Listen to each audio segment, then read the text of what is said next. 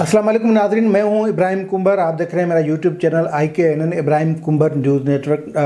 नाज़रीन, साबिक वज़ीर आज़म और मौजूदा सेनेटर यूसुफ रज़ा गिलानी के सेनेट चेयरमैन के इंतखाब के हवाले से अहम डेवलपमेंट्स हुई है और पीपल्स पार्टी की तरफ से यानी यूसुफ रज़ा गिलानी की तरफ से इस्लामाबाद हाई कोर्ट में एक आइनी पटिशन दायर की गई है और वो पटिशन पहली समाअत के लिए मंजूर भी हो गई है और 2 दिन के बाद उसकी समाअत भी होगी। इस पटिशन में क्या मांगा गया है, किस किस को फरीक बनाया गया है और अदालत से क्या गुजारिश यानी इस्तदा की गई है, तो ये सब तफसील इस वीडियो में बताएंगे। और ये भी आपको बता दें कि यूसुफ रज़ा गिलानी के ख़िलाफ़ यानी उनकी नाअहली और वीडियो स्कैंडल के हवाले से भी आज एक मुकदमे की समाअत इलेक्शन कमीशन में हुई है, उसके तफसील भी इस वीडियो में आपको बताएंगे। और यूसुफ रज़ा गिलानी को कहा गया है कि आप अपना जवाब तहरीरी तौर पे जमा करवाएं। ये दोनों डेवलपमेंट्स हैं, उसके तफसील आपको बताएंगे इस वीडियो में। लेकिन उससे पहले जिन दोस्तों ने ये इस चैनल को पहली बार देखा है, पहली मर्तबा देखा है और जिन्होंने सब्सक्राइब नहीं किया वो सब्सक्राइब करें, बेल आइकन को क्लिक करें ताकि ताज़ा वीडियो अपडेट्स आप तक पहुंच सकें। और अगर वीडियो पसंद आए तो शेयर और लाइक ज़रूर करें। आपका कमेंट्स का हमें इंतज़ार रहेगा ताकि उन कमेंट्स के को देखकर हम अपनी वीडियोस को बेहतर से बेहतर बनाने की कोशिश करें। तो चलते हैं इस्लामाबाद हाई कोर्ट के उस पटिशन की तरफ जिसमें यूसुफ रज़ा गिलानी जो पटिशन फारूक एच नायक के ज़रिए दाखिल करवाई है और उस पटिशन में जो सादिक संजरानी का जो इंतखाब है या उसकी जो कामयाबी का ऐलान है उसको चैलेंज किया गया है और अदालत से ये इस्तदा की गई है कि उनकी कामयाबी की जो अनाउंसमेंट है, नोटिफिकेशन है, उसको कलअदम करार दे दिया जाए। लेकिन उससे पहले हम आपको बताएं कि इस पटिशन जो कि आइन के आर्टिकल 199 के तहत दायर की गई है उसमें किस किस को फरीक बनाया गया है। सबसे पहले तो वफाक पाकिस्तान को इसमें पटिशन में फरीक बनाया गया है। उसके बाद पार्लियामेंट्री अफेयर्स के जो सेक्रेटरी हैं उसको बनाया गया। तीसरे नंबर पे इस पटिशन में फरीक बनाया गया है GDA के सेनेटर मुजफ्फर हुसैन शाह जो कि 12 मार्च सेनेट चेयरमैन के इंतखाबात के मौके पर प्रिजाइडिंग ऑफिसर के तौर पे फ़राइज़ अंजाम दे रहे थे, उनको फरीक बनाया गया है। उसके बाद इस पटिशन में सेनेट के सेक्रेटरी को फरीक बनाया गया है, सेनेट के सेक्रेटरीट को फरीक बनाया गया है और आखिर में सादिक संजरानी को फरीक बनाया गया है जिसको 12 मार्च को कामयाब करार दिया गया था। अब उनका सब जो फरीकैन हैं उनका क्या क्या पार्ट है वो तमाम तफसील इस पटिशन में दिए गए हैं, वो भी हम आपको इस वीडियो में बताएंगे। लेकिन हम डायरेक्ट चलते हैं इस पटिशन की उस इस्तदा पे जो प्रेयर है उसमें यूसुफ रज़ा गिलानी इस्लामाबाद हाई कोर्ट से क्या मांगते हैं। लेकिन उससे पहले हम ये आपको बताएं कि ये पटिशन जो आइनी दरख्वास्त ये इस्लामाबाद हाई कोर्ट में समाअत के लिए मुकर्रर कर दी गई है और 2 दिन पहले यानी आज 22 मार्च है तो 24 मार्च को इसकी पहली हेयरिंग होगी और ये हेयरिंग करेंगे चीफ जस्टिस अतर मिनल्लाह। चीफ जस्टिस अतर मिनल्लाह पहले भी कई बार इस तरह की पटिशन्स में ये कह चुके हैं कि पार्लियामेंट का मामला या सियासी मामलात जो हैं वो अदालतों में ना लाए जाएं, इसलिए कि अदालत का न फ़कत वक्त ज़िया होता है लेकिन पार्लियामेंट या सियासी इश्यूज़ हैं उनके लिए फ़ोरम पार्लियामेंट होना चाहिए। लेकिन ये अपनी दरख्वास्त अपने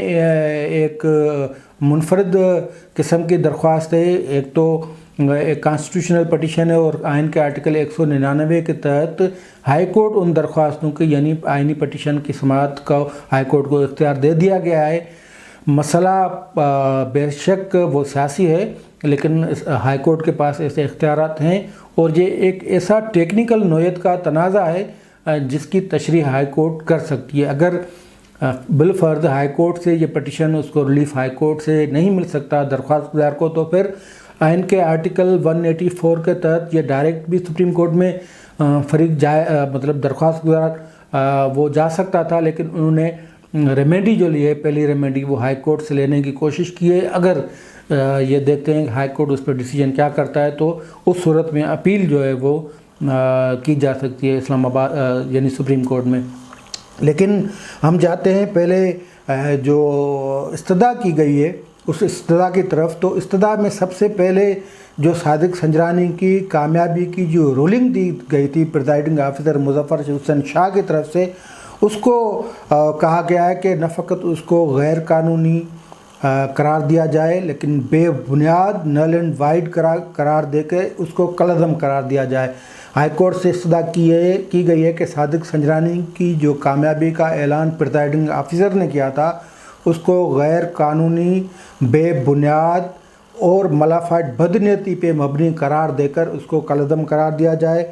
اور ہائی کورٹ سے یہ بھی استدعا کی گئی ہے کہ جو یوسف رضا گیلانی کی حمایت، یعنی یوسف رضا گیلانی کے لیے جو ووٹ درج کیے گئے تھے جن کو پریزائڈنگ آفیسر نے مسترد کیا تھا، تو ان ووٹس کو مطلب اس کے اعلان کو جو ہے اس اعلان کو کالعدم قرار دے دیا جائے، اور اس کو جو اعلان کیا گیا تھا یعنی 7 ووٹ جو مسترد ہوئے تھے اس اعلان کو بھی بے بنیاد اور غیر قانونی قرار دیا جائے۔ اس طرح یہ بھی عدالت سے استدعا کی گئی ہے کہ جو سینٹ چیئرمین جس کو بنایا گیا یعنی صادق سنجرانی کو 12 تاریخ کو، اس کے سینٹ چیئرمیننگ کو یعنی اس اعلان کو یا اس کے نوٹیفیکیشن کو اس کو بھی کالعدم قرار دے دیا ہے، یعنی اس کی جو چیئرمین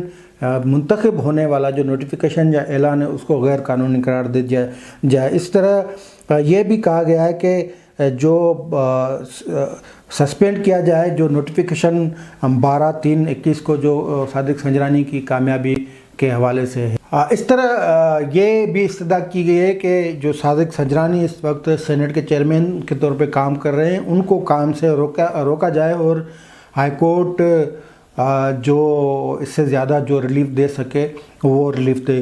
اس پٹیشن، یہ جو 18 پیج کی پٹیشن ہے، اس پٹیشن میں تمام جو واقعات ہوئے ہیں ان واقعات کا ذکر ہے، اور جو پریزائڈنگ آفیسر مظفر حسین شاہ اس کے حوالے سے اس پٹیشن میں کہا گیا ہے کہ وہ جی ڈی اے کے سینیٹر ہیں، اور بلکہ ان کے کردار کا بھی اس میں ذکر ہے کہ وہ اپوننٹ یعنی جو اپوننٹ تھے پیپلز پارٹی سے، تو ان کے جو اعلان ان کا جو ہے انہوں نے جو کیا ہے وہ بدنیتی پہ مبنی ہے۔ اس طرح جو سینٹ انتخابات والے دن، چیئرمین کے انتخابات والے دن جو جاسوسی کیمرہ جو نصب کیے گئے تھے ان کا بھی ذکر ہے، اور یہ کہا گیا ہے کہ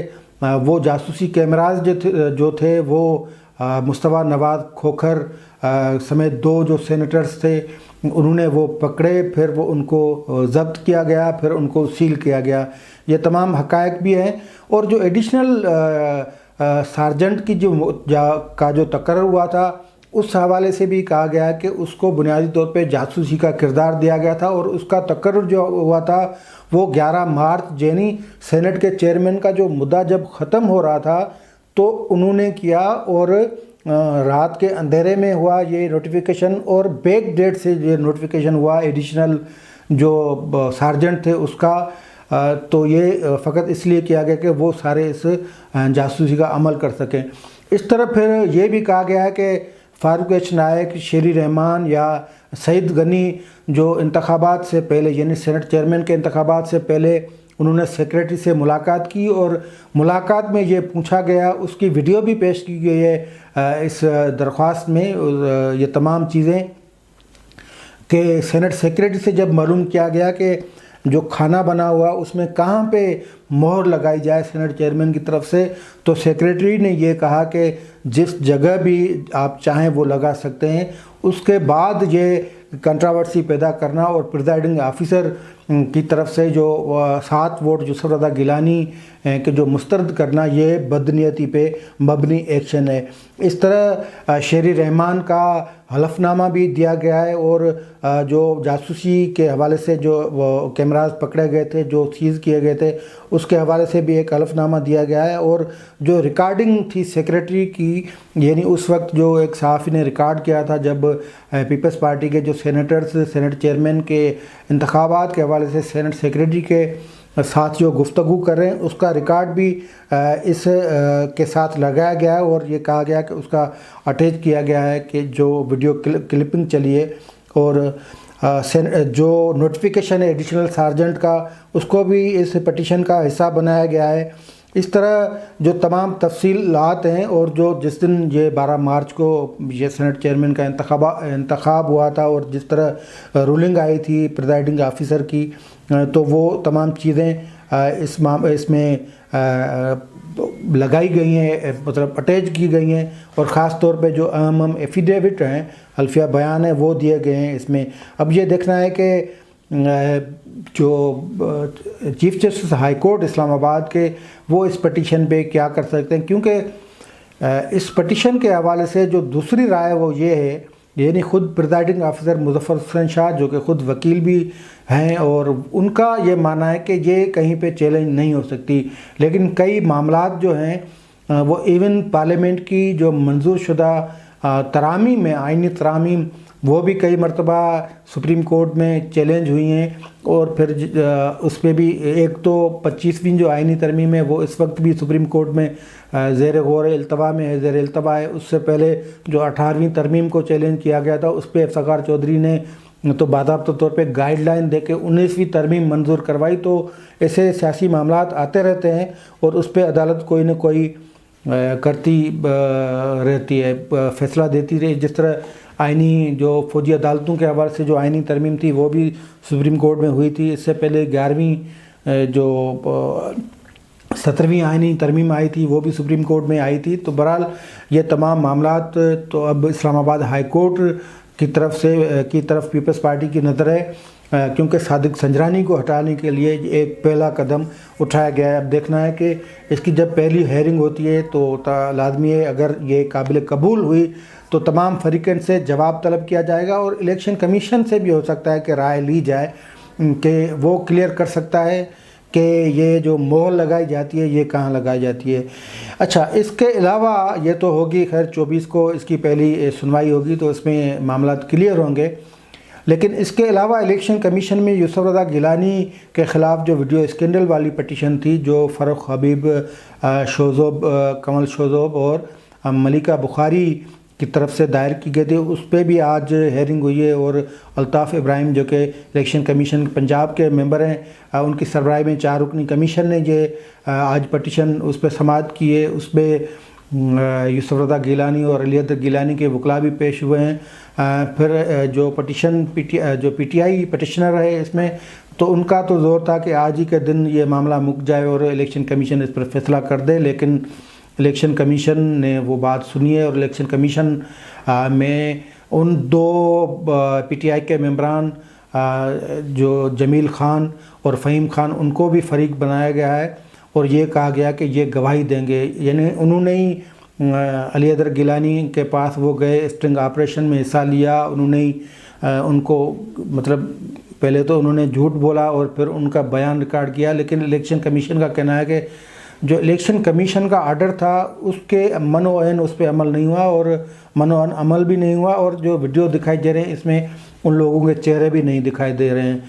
تو یوسف رضا گیلانی کے وکلاء نے اعتراض کیا اس پٹیشن پہ، جس پہ یوسف رضا گیلانی کو کہا گیا کہ آپ اس پہ اپنی تحریری جواب دیں، اور یہ مختصر ہیئرنگ کے بعد 5 اپریل تک اس پٹیشن کا جو ہے وہ معاملہ ملتوی ہو گیا ہے۔ اب 5 اپریل کو الیکشن کمیشن دوبارہ یوسف رضا گیلانی کی نااہلی کے حوالے سے اس کی سماعت کرے گی، اور اس پہ پی ٹی آئی کے جو وکلاء ہیں وہ بھی دلیل دیں گے، اور یوسف رضا گیلانی اور علی حیدر گیلانی کے جو وکلاء ہیں وہ بھی دلیل دیں گے، اور کوشش کریں گے کہ وہ اس کیس کو ان کی کوشش ہوگی کہ جو پی ٹی آئی کی پٹیشن ہے وہ ڈسمس کروا دیں۔ تو یہ یوسف رضا گیلانی کے حوالے سے 2 اہم ڈیولپمنٹ تھی، ہم نے سمجھا کہ ناظرین کو بتا دیں۔ تو آج کے لیے اتنا ہی، دیجیے اجازت، اللہ حافظ۔